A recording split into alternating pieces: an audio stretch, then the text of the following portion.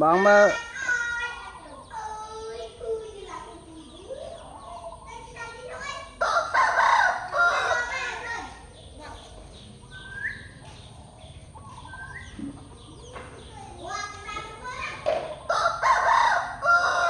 cho bóng chơi hội tiếp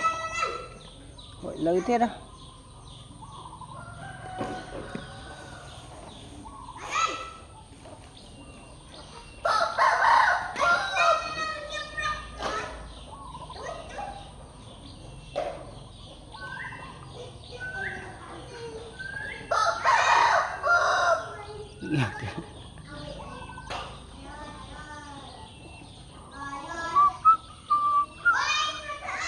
ốc ai ai ớt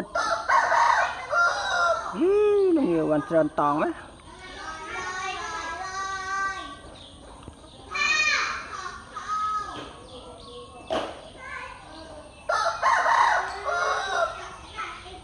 One chicken